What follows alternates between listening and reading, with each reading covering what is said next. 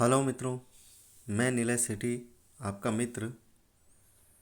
आज हमारे शेयर बाज़ार सीखिए चैनल में हम यह जानेंगे कि शेयर बाज़ार क्या है। वैसे तो शेयर बाज़ार किसी सूचीबद्ध कंपनी में हिस्सेदारी क्रय विक्रय करने की जगह है। अर्थात कोई भी लिस्टेड कंपनी अपने शेयर भारत में एनएसई और बीएसई के माध्यम से विक्रय एवं क्रय कर सकती है। साथ ही साथ एनएसई और बीएसई निवेशकों को भी शेयर क्रय विक्रय करने की सुविधा प्रदान करता है। एनएसई बीएसई में शेयर स्टॉक ब्रोकर के माध्यम से ही खरीदे या बेचे जा सकते हैं। अर्थात एक इन्वेस्टर सीधे तौर पर एक्सचेंज से कारोबार नहीं कर सकता। मतलब सीधे तौर पर शेयर एक्सचेंज से डायरेक्टली नहीं खरीद सकता। उसके लिए ब्रोकर ही एक माध्यम होगा शेयर खरीदने का। लेकिन कुछ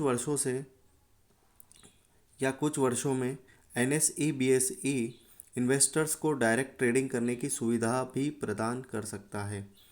दूसरे शब्दों में हम कहें तो शेयर बाज़ार एक मंडी है जहां पर शेयर खरीदे एवं बेचे जाते हैं।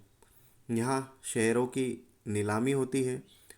जो सबसे अधिक कीमत में शेयर की बोली लगाता है उसे शेयर बेच दिए जाते हैं, और जो सबसे कम कीमत में अपने शेयर बेचना चाहता है उससे शेयर खरीद लिए जाते हैं।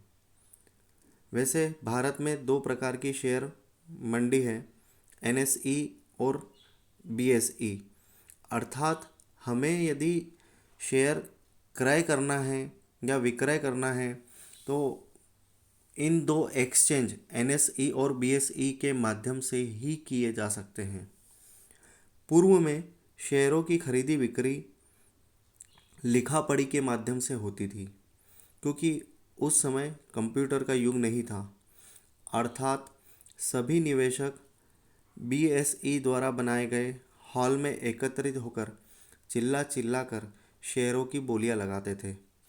सोचिए, वर्तमान में जो शेयर बाज़ार में प्रतिदिन करोड़ों शेयरों का कारोबार हो रहा है, अगर वही पुरानी प्रक्रिया चिल्ला चिल्ला कर खरीदने बेचने की प्रक्रिया चलती रहती तो शेयर बाज़ार का कारोबार आम निवेशक तक नहीं पहुंच पाता, क्योंकि हर निवेशक मुंबई के हॉल में उपस्थित नहीं हो सकता और ना ही शेयर बाज़ार इन ऊंचाइयों को छू पाता। पहले शेयर फिजिकल फॉर्म में होते थे। अर्थात शेयर क्रय करने वाले को एक प्रमाण पत्र जारी किया जाता था। लेकिन वर्तमान में शेयर डिजिटल फॉर्म में उपलब्ध है। वर्तमान में शेयर बाज़ार किसी भी राष्ट्र की अर्थव्यवस्था का स्तंभ होता है। व्यापार करने के लिए कैपिटल की आवश्यकता होती है, और इस कैपिटल की ज़रूरत की पूर्ति कंपनी अपने शेयर इन्वेस्टर्स को बेचकर जुटाती है। और जो निवेशक कंपनी के शेयर खरीदते हैं वह कंपनी के हिस्सेदार अर्थात शेयर होल्डर बन जाते हैं। मान लीजिए किसी निवेशक को यह लगता है कि भविष्य में टाटा, अदानी, अंबानी, बिरला की कंपनियों के शेयरों की कीमत में वृद्धि होगी, तो वह निवेशक इस संभावना के आधार पर उपरोक्त कंपनियों के शेयर में अपना रुपया इन्वेस्ट कर सकता है, अर्थात शेयर क्रय कर सकता है, और उसका यह अनुमान सही होने पर उन कंपनियों के शेयर को विक्रय कर लाभ अर्जित कर सकता है। मित्रों, आशा करता हूँ शेयर बाज़ार क्या है आपको स्पष्ट रूप से समझ में आया होगा। नीलेश सेठी के चैनल को ज़्यादा से ज़्यादा लाइक करने के लिए, शेयर करने के लिए धन्यवाद।